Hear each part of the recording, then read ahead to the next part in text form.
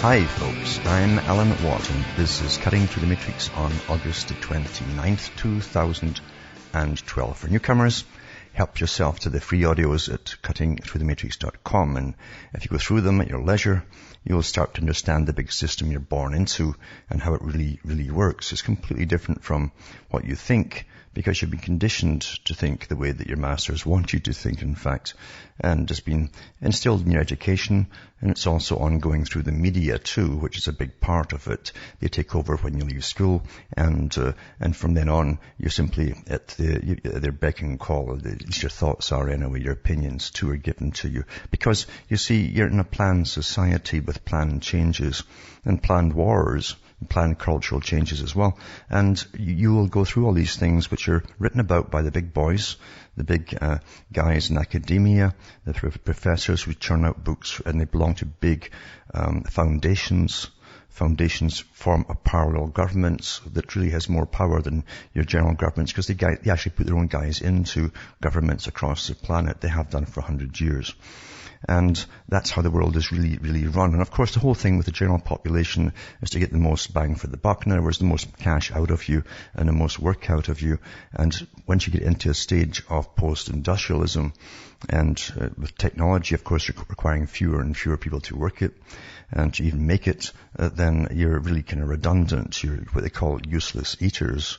And that's what the big boys said a long time ago. The guys who foresaw this part coming and who gave us the cultural changes all the way through the last 50, 60 years. Lots of them are dead now, but some of them are still on the go, of course, working at the top as always to make sure that the general public never wake up to the big plan of things. Most don't mind it because it's quite happy. It's a happy type of system. You've got lots of entertainment to go through. All the leashes have been taken off, all the old taboos, and you can do what you want in a lot of different areas. You're encouraged to do it. And when all of this is going on, they'll bring down the population, because most folk don't want children anymore. They've been conditioned to do that. Again, the masters always foresee the future, and they work out their plans well in advance. Remember too that you bring me to you, because I don't bring on advertisers as guests and sell you lots of stuff that'll make you live forever and ever.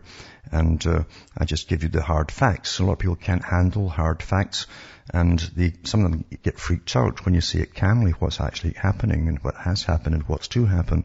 But in reality, that's what sanity does to you. It makes you calm, you see, rather than get caught up in fear, and fear becomes addictive, and you can be used by those who promote the fear, of course. So you can support me by buying the books and discs at cuttingthroughthematrix.com, or you can donate as well. And donations are really awfully welcome. As I say, I don't sell anything at all. And to do so, you can send out a personal check to Canada from the US, still accepted. You can also use an international postal money order from the post office, PayPal, or send cash across the world, Western Union, MoneyGram, and PayPal. And as I say, straight donations are awfully welcome. But if you don't know the past, and I don't mean the general stuff you're taught in school, that's rubbish, the history that they give you there with battles and famous generals and things, and who becomes rich out of it, all of that kind of stuff. I'm talking about the real workers, the managerial class, the world managers they call themselves, that give you the cultural changes and the big shifts in culture. And that they also plan depressions and recessions and way in advance. Nothing to do with what you're taught at all. It's all planned way in advance. They planned austerity many years ago. Even 50 years ago, they talked about bringing in a phase down the road towards the 21st century of austerity for the public. That's how far ahead the masters plan everything. Why not? Because they've been at this for a long time. Back with more after this break.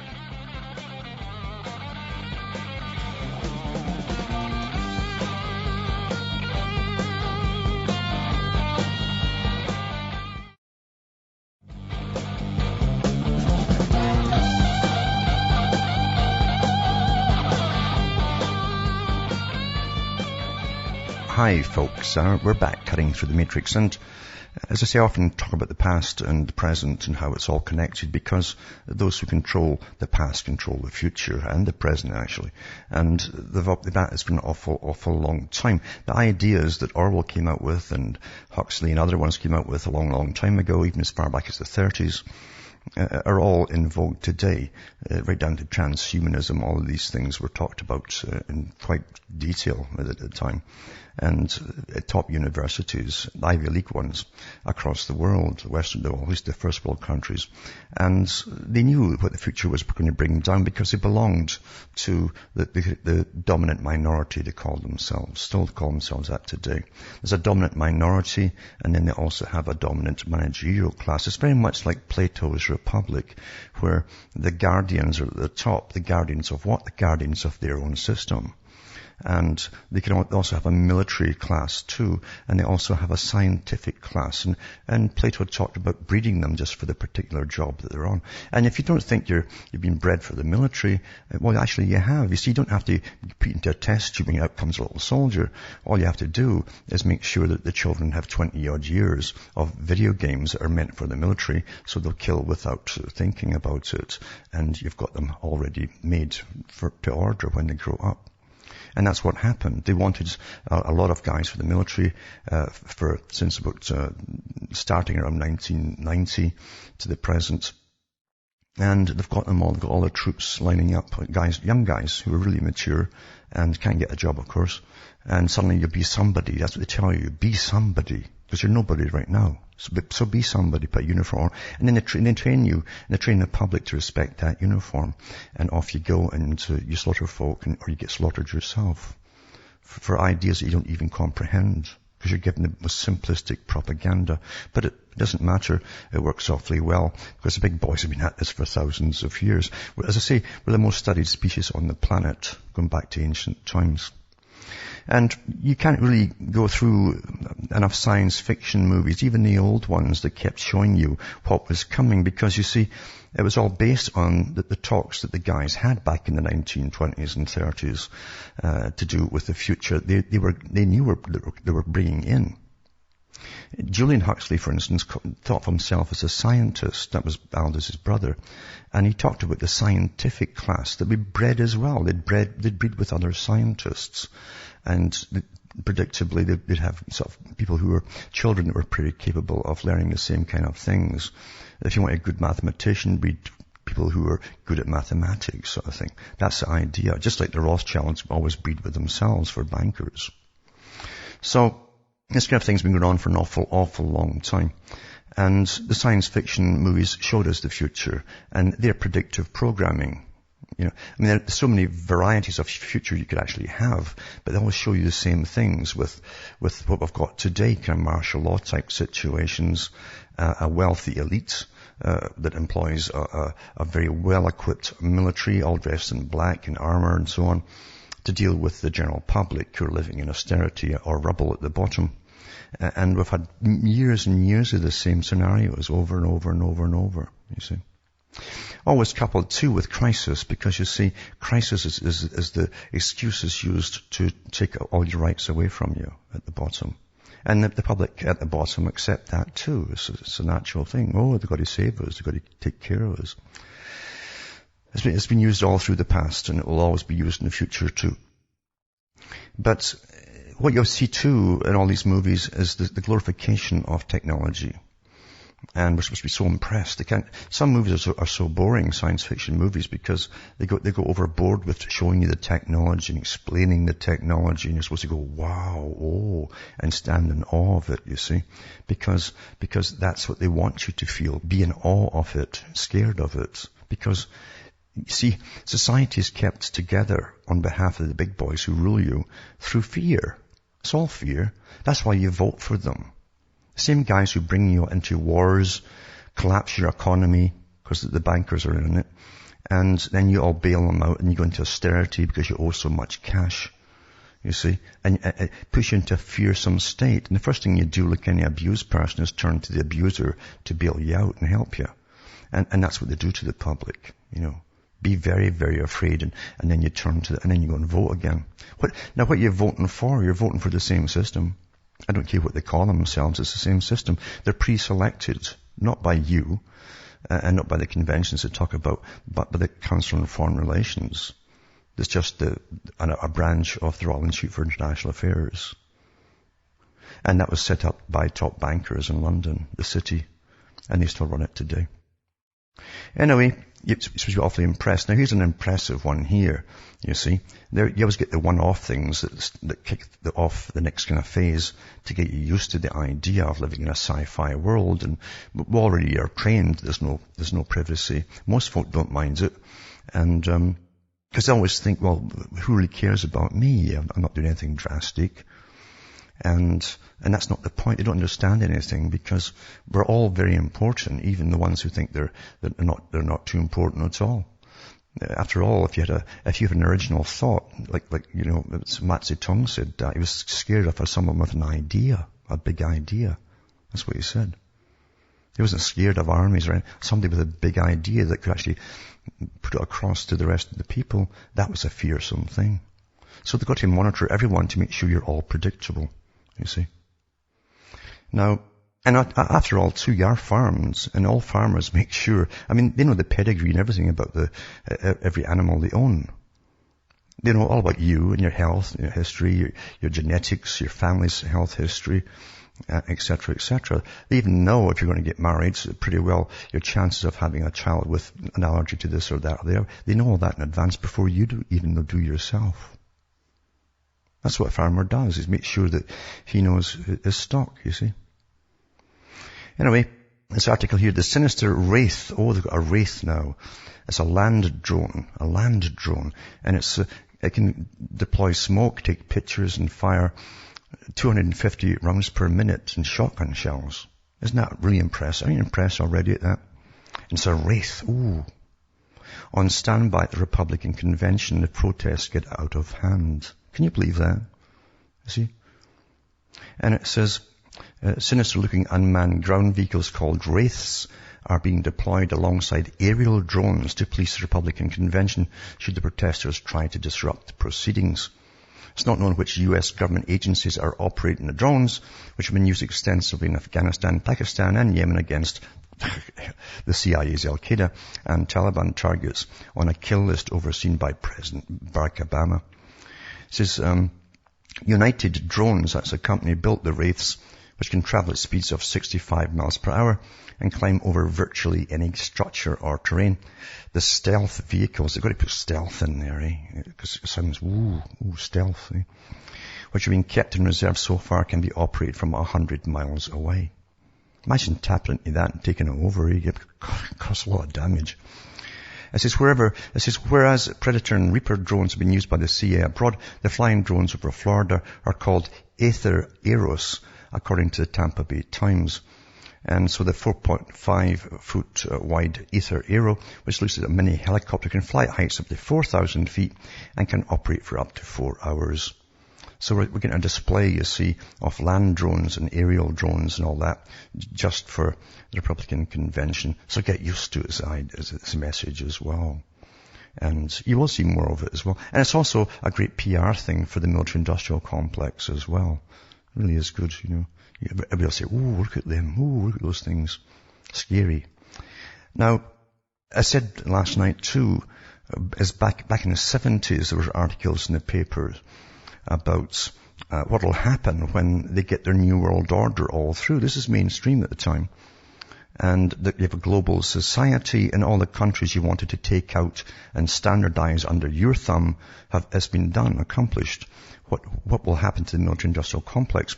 And they said that they'll all go into security, because then they'll have the future wars will all be terrorism, or terrorism within the continents, basically. And because that they're going to make it happen, you see. You've got to get a market for things, and you can't get a market if nothing's happening, so you cause it. You cause terrorism, you see. So the Soviet Union, once the Bolsheviks got in there, they were finding terrorists everywhere. Everyone's a terrorist. And that kept everybody terrified and obedient as the, Trotsky and his army were around slaughtering people. Anyway, it says, so here you have it today, and all the big boys are into this field because they've got to get sales, you see, and manufacturing going on. A lot of big important families, very old families involved in all of this, So you make sure they have a good future. Bentley takes aim at armoured car market. So remember the Bentley cars, some of the posh folk could afford. And it says that the Bentley EXP 9F concept car, and they show you different concept cars and so on. and into SUVs, is considering launching an armoured plated car range as customers in Latin America, the Middle East and Russia seek to travel in bulletproof comfort. Well, you see, that's your world of the future that they talked about in the Department of Defense think tank's report a few years ago, where you'd have these kind of city-states that'll come out as the nations will wither away, and you'll have some very important city-states, futuristic ones across the world. And you have gated communities where the very wealthy will live, and they'll be well guarded with, again, the black-clad guys and armor plating and all the rest of it. And of course you have your drones all over the place protecting them too, because they're awfully important people, you see. And at that time, which is almost here, the rest of the public will be unemployed and kind of barbaric, as all their toys are taken away from them and they can't afford it.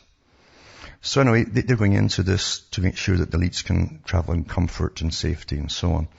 It's just the crew-based car manufacturers exploring ways to tap into a growing market for secure vehicles in emerging economies, where the threat of kidnap and assassination is constant. That's the future. This is the future we're putting across the world. You know, they call it democracy, but it's a good con, isn't it? Democracy. The mock part is pretty true. Back with more after this.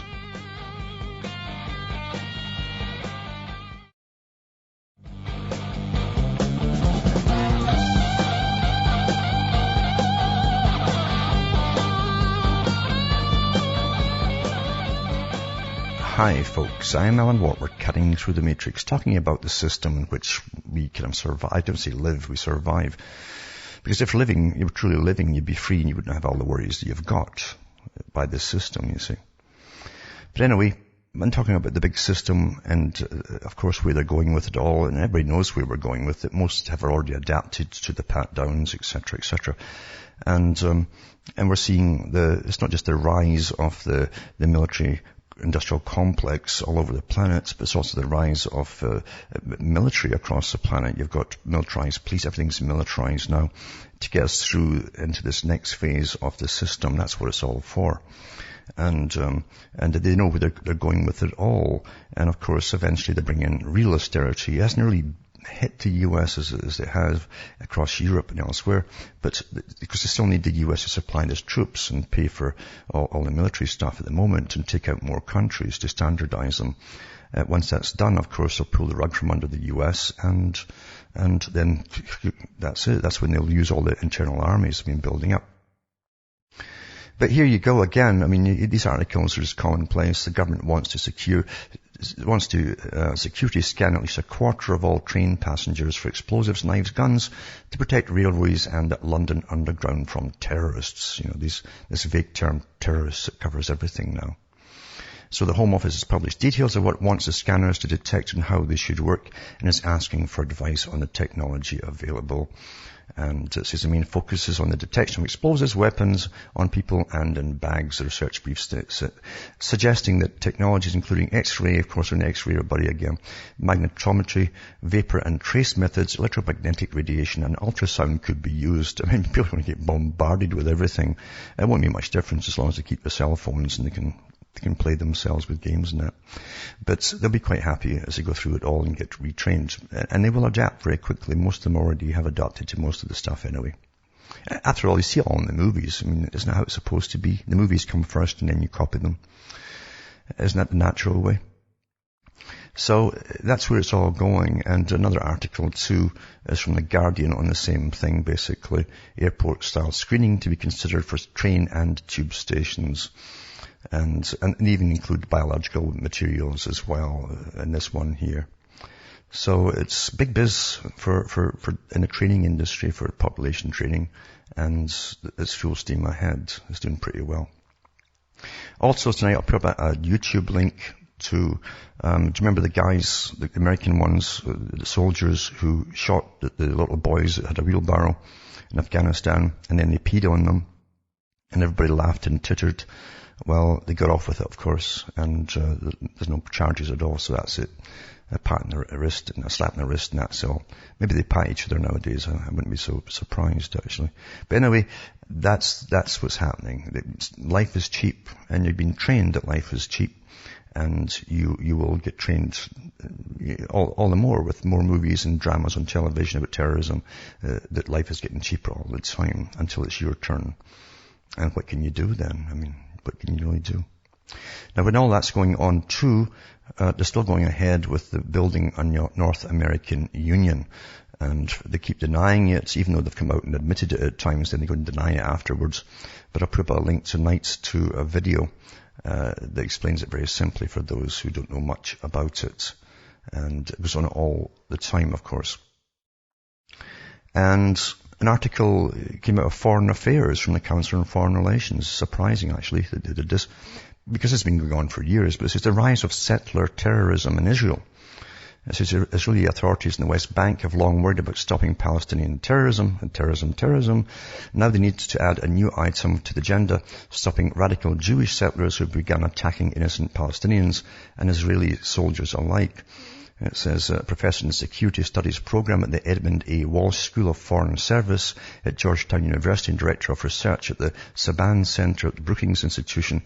He's author of A High Price and it says the triumphs and failures of Israeli counterterrorism and so on. He's a fellow at the Saban Center. It says, so it gives you a story about how Israeli settlers in the West Bank defaced, burned a mosque. We all know about that for those who follow the news. In the small West Bank village of Jabba. It says graffiti sprayed by the vandals warned of a war over the planned evacuation ordered by the Israeli Supreme Court of a handful of houses illegally built on private Palestinian land near the Israeli settlement of Beit El. The torching of the mosque was the fourth such attack in 18 months and part of a wider trend of routine violence committed by radical settlers against innocent Palestinians, Israeli security personnel and mainstream settler leaders, all aimed at intimidating perceived enemies of the settlement project. Well, that's been going on forever, sort of thing. But this is all over the world. Life is cheap. It depends who you are, mind you. It can be cheaper depending on the propaganda, but life is definitely cheap today, isn't it? And most folk don't mind. Because, you see, all these things seem far away from you. All of the things that you read about are far away. And as I say, when they put it into movie forms and fictional forms, you actually enjoy them. And so you have this schizophrenic outlook on everything that's given to you to do with violence and slaughter and terror and all the rest of it by big authorities with big weapons. But it's all training you. It's training you into what you're supposed to be trained into.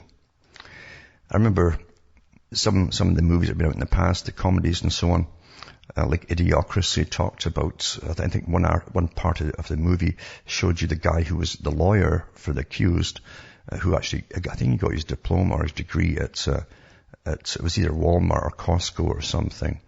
And this article I'm reading about is Wal-Mart, one-stop doctor's office coming up. Back with more after this.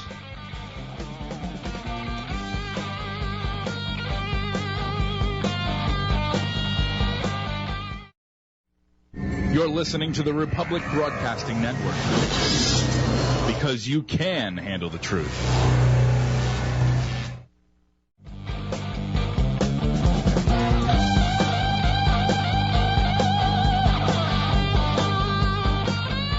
Hi folks, I'm back cutting through the matrix and talking about Wal-Mart, how it's so interesting too, because a lot of the Marxists at the turn of the 20th century were talking about all the proper ways that the world should be run, of course. There's always people doing that. They think it should be run properly, and they always have the way to do it.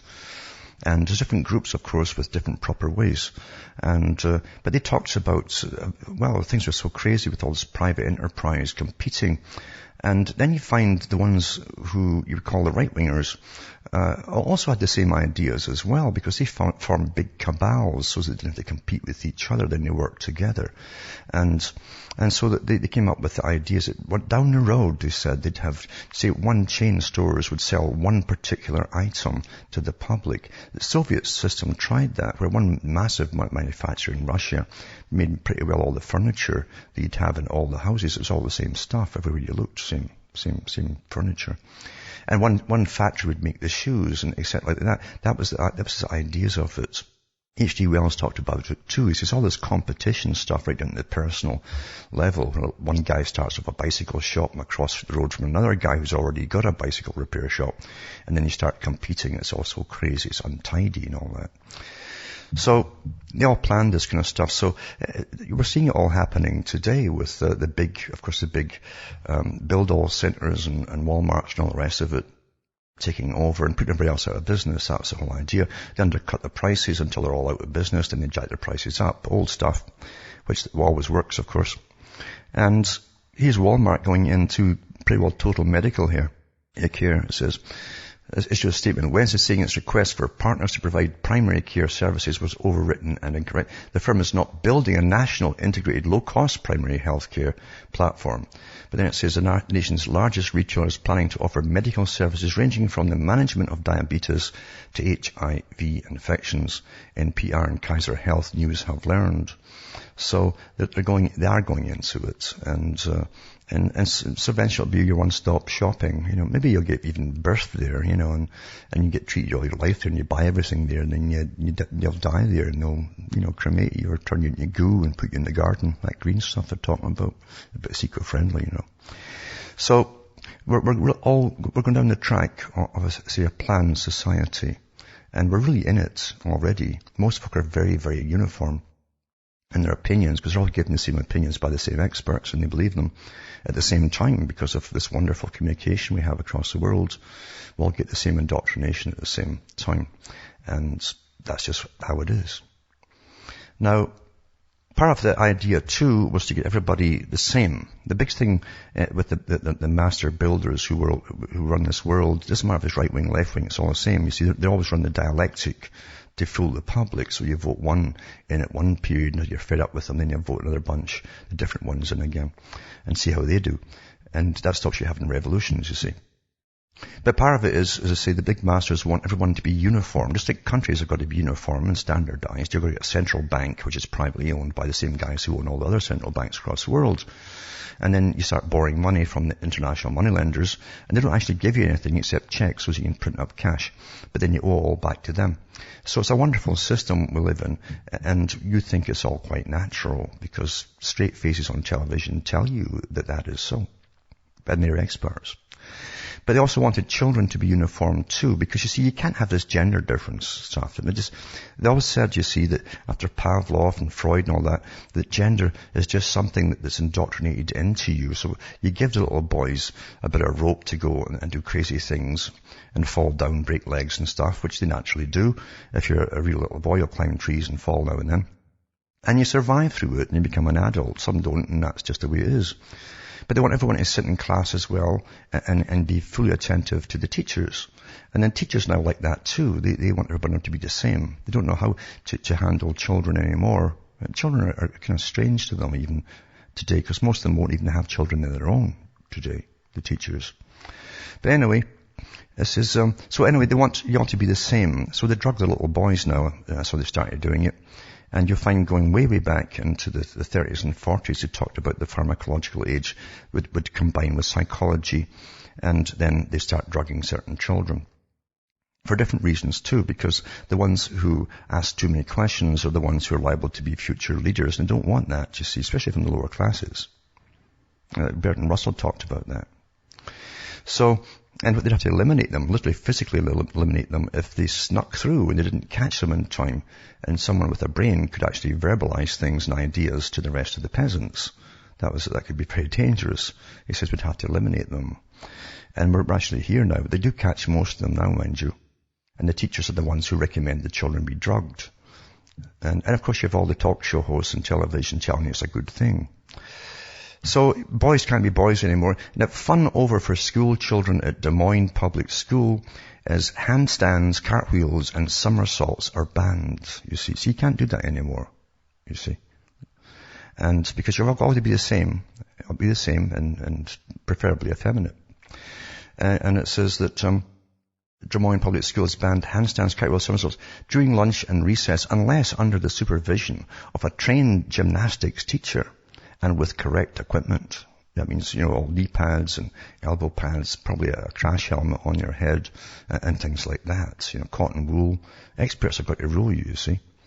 In a newsletter sent to parents, Principal Gail Charlier said the ban followed consultations with the state school's sports unit, a branch of the Department of Education, the Inner West Courier reported. So it says the move has confounded parents, such as Rebecca Chown, who has collected more than 250 signatures in a petition calling for the rule to be overturned. It's ridiculous. What's the world coming to when children can't do handstands and cartwheels at lunchtime, she said. Ms. Chown said she understood the principal felt she was doing the right thing. So many principals are worried about children injuring themselves due to the growing litigative culture we live in. They're all scared of getting sued silly. So Ms. Chow first told about the ban when her daughter Estelle 10 came home and said children had been told they couldn't do anything that had them upside down. So everything is just crazy, you see, and you've got to all be the same. And they'll have the little boys wearing dresses soon, probably, and the little girls wearing the pants, because they're doing a lot of stuff like that. Actually, Bertrand Russell called it, they've got to be innovative in this particular transition period. And eccentric, he says, even eccentricity in their innovation. And the public would accept it. They'll be awfully confused. Well, we're actually in it today. We're going through all this stuff now. And you're all told to believe it's normal. And some will actually adapt very quickly and think it is, you know. Now, I'll take a call now. There's Tom from Wisconsin hanging on the line there, and I'll take Tom if he's still there. Hello? Yeah, I'm here, Alan. Can you hear me? Yes, I can, yep. Excellent. Well, I've been calling into your show or your broadcast now for quite a few years, and the more and more I dig into the very nature of what I'm surrounded by as far as the system goes, as the people go, I find more and more that there is this dualistic sort of experience that I have of hope and despair. I go between the two, and it's like one moment I have hope as I find out new information that proves that what I feel instinctually is correct about what's being demanded of me by the system.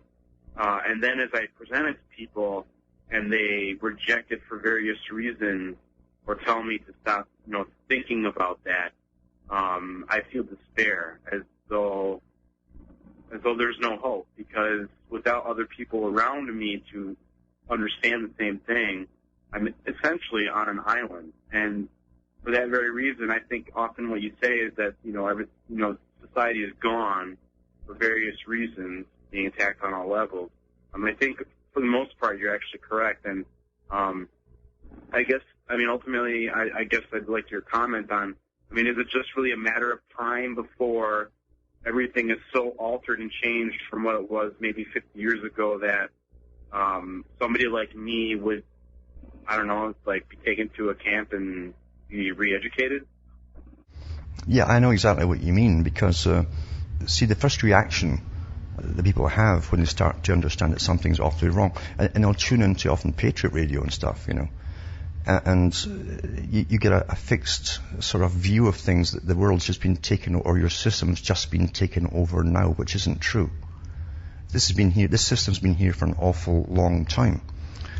And that's the kicker to it. When you eventually clue into that, the system's been here for an awful long time. And even our present generation, we've all been tinkered with in our heads and so on, and given ideas and things to chase after in our lifetimes. That was all done to us as well. And it's been done more so today to the young children growing up. But you're quite right. It's been like this for an awful, awful long time. And it's scientifically designed, and it's done on a mass scale. And that's what people never touch upon in sort of patriot sort of sidelines. They want you to think that you can get something back. It's like going back to a romantic age which exists in Hollywood as opposed to reality. And I've often said to people, what age do you want to go back to? Well, I think someone who's really honest would want to go back to an age where things were more what they would say is normal and easy to detect, and there's no blurrings of gender, for instance, and all this kind of stuff all coming into it. And people were kinder to each other, and you didn't have the violence internally that we do today. You didn't have all the trash on television that you have as well, that people are supposed to emulate, which actually they do. So you're looking back to what you think is a safer era, where you're getting a bit more leeway to have a little bit more freedom than we have at present. That's all you can sort of look at. But we never go backwards in history. Things don't go backwards, you understand. And they're planned to go forwards in a planned direction. And what you'll find, though, is that the big masters who play this game all over the world over centuries, when you have lots of industry, and there's a big tax base here as well, people don't mind as much because they're earning good cash at the time. During that phase, you get away with a lot more. The cops are not down on you on the highways as much, for instance, or hitting you because you've got a rusty old car. They let the old bangers go on there. That's the first thing I noticed about Canada years ago. They were allowed to have all these old rusty bangers at one time. But once the industry had gone, the crackdowns came immediately. The same thing with smoking and drinking. Smokes were cheap, things like that. In other words, the working class were given all this stuff to keep them happy and content and productive. That was the whole thing. China now is going through that phase. So they're allowed to get the cheap smokes and the booze and get a bit more freedom than they've had before. But for us, we're post-industrial, so they take it all away from you, and now you're into the authoritarian phase, because the masters, to keep the system going together and keep people from becoming malcontents, they give you lots and lots and lots of the most basic entertainment, which is sexual entertainment, most of it. And if you go into the Frankfurt school that was given permission to run American culture and alter the culture by the President of the United States at the end of World War II, That's no kidding. They worked with Bernays and the Macy Group, Bertrand Russell and all these big boys and Huxleys all worked to design the future culture for Americans. And the idea was that they would not bring in, because they were worried at the time, the Jewish states in America were scared that America could go fascist. That was a big scare that they had, because all the signs were there too, they claimed. And so the idea was to bring in what they called Eros. Eros was the opposite of fascism and authoritarianism. And so they bring the system down gradually over the next 50 years into a state which would parallel chaos to an extent at the bottom, lots of offshoot side effects and so on. But the state would take care of the abortions, venereal disease, and so on. But they promote Eros until they destroy the family unit. This is the Frankfurt School, given permission by the President of the United States to do this, and the Macy Group. And they reported right to the White House, for years. So that's all you get today. And people literally are mind-bombed with this stuff, that they're in a schizophrenic state, where part of them likes the system, even as it's going down the tubes. Because this hasn't been tried before, entertainment on such a massive scale, and it's so cheap for them. Right down to all the programs to get in their apps to get and so on. So we're in a controlled slide down to the bottom, and authority is there to slap you on the head if you try to get out of line. But you're quite right. Yelling about getting something back is not going to change it. It's not going to happen. And there are no sides at the top. The real top of things in this system, there are no sides of left wing and right wing. There's only one head, and one system. And the whole left wing and right wing work together at different phases to push different things through. But it's for the head. The head wants all these things to come through. So they use them both. So what can you do when your leaders are pre-selected by the Council on Foreign Relations on behalf of the Royal Institute of International Affairs in London? And they have been for all this time, according to Carol Quigley, who was the historian for the CFR. So what can you do when they present this guy or that guy? It's no different than the Soviet Union when they said, take Politburo number 1, 2, or 3, take your pick and vote for them. It's the same thing. You're voting for the same system, which isn't working for the public anymore. But the public are so mind-bombed, and they're quite happy, a lot of them, and they're dumbed down. They're dumbed down to an incredible extent through their food and the poisons and their inoculations. And so many of them are on tranquilizers. It's just unbelievable, and antidepressants. exactly what they said in the 1930s. That's what they would do on tranquilizers and pharmacology. We're here. Hey, Alan. Yeah. So we are here, yeah. Like, I'm aware of all that. Like, everything you just said, like, I understand and I've heard and I've read and I know that all has come and gone. Yep. And is still here, much of it. And I guess it really comes down to then fear of losing whatever it is that these people are attached to. Yeah, and, even your values. Anybody I present this information to is like, look, we have to somehow get out of this. And I'd say, this is the information. I mean, this is what's wrong, and this is what's right. And it's like out of fear on whatever issue it is, people cling and don't make a move. And I mean, it's like we would have to let go of our fear in order to even unify, to even do something to move forward in a different direction from what the left and right head of this system wants to take it. Absolutely. Most folk, again, you run up against most people who are adapting to it. This is the problem. They adapt into it. The fear-mongering is also worked on when they're scared for themselves, you see. And most folk have altering values. Their values are always changing according to the cultural shift at the top, and they adapt very quickly. And you're holding on to what you see as real right and wrong. And this system doesn't believe in right and wrong anymore. They tell you that it's Kabbalistic.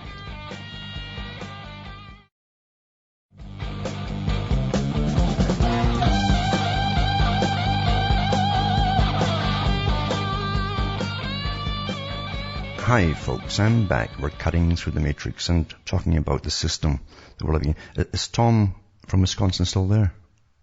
Yeah, I'm here, Alan. Yeah, I understand exactly what you mean, because here's the analogy. Those who've really come through all the different stages and haven't got stuck anywhere, and they've got beyond the usual nonsense that's this vote for so-and-so. You're like the guy in Aldous Huxley's Brave New World, the so-called primitive. They bring him into the big luxurious city where the new system is all working and people are bred for their functions and lots of promiscuity and so on, but no one gets married, and you don't go with this. In fact, it's forbidden to go with the same partner more than twice a month or something. And you swap partners all the time. And then they listen to him politely as he's trying to say, well, don't you miss the family and having children of your own? And they kind of listen politely and they kind of titter and they see him as sort of quaint. Well, you see, that's where you are today. You're there already. You're there. And amongst a society that has lost all its values. Alan, I am there. And it's like we're in that process where we're at the tail end of the families and the quote unquote normal relationships. And that's like right. I have these primitive instincts. Like I want to find a woman that understands that I have these basic principles of life, liberty, and the pursuit of my happiness that doesn't include tithing to the new religion, which is the state. Yeah. And I was dealing with somebody at a local agency that deals with the community, and he stated as at one point 100 years ago, people trusted in God. Mm-hmm. Now people simply trust in the state. That's right. And it's funny you said that, because I was just reading an article by Aldous Huxley, and he was talking to a group at the Stratford, at one of the big groups there. And he'd said this way back in the 1940s. He said that the biggest enemy we've had in pushing this new multi-level system of reality, the worst curse we've had and had to fight for a long, long time, was Christianity. So they've pretty well demolished it. It's been a full-scale battle. And because it gave you a fixed set of values, and everybody knew the rules, basic, simple rules. But also, you didn't need a massive police force because everyone knew the basic rules as well. You didn't want to go out and hurt other people in different ways, emotionally, physically, or whatever. And so society was fairly stable. Once you take that away, you have this chaotic system, and the state does take over and becomes authoritarian and its big brother. So you're quite right. But these guys brought this system in by design, And that's what, as I say, the big schools that were given permission to create and alter an American culture into this presidency. That's what they talked about 40, 50, 60 years ago. They literally have done it all, right down to debauchery and even necrophilia, as Adorno called it. We'll bring a necrophilic society in. And I showed yesterday, I put up a link, I'll put up again tonight, to do with the Vogue article where they're sexifying the totalitarian state. And you see sadomasochism in all their photo shoots as they make it all sexy now to be tortured and slammed about with the armored, black clad thugs. So we're in it. And what you have to do now is live inside your head until you can find, if you can, find people of a similar mindset. Understand too, they say it's a mental illness if you don't have flexibility of opinion. Exactly what they used in the Soviet Union. And so you're supposed to be always flexible with your opinions, because ideally in this new system there's no right or wrong. You're in flux now, and that's what they want you to be. They'll say you're mentally ill if you say this is right and that's wrong. But thanks for calling in. I really understand what you're saying there. And from Hamish myself, from Ontario, Canada, it's good night. I mean, your God or your gods go with you.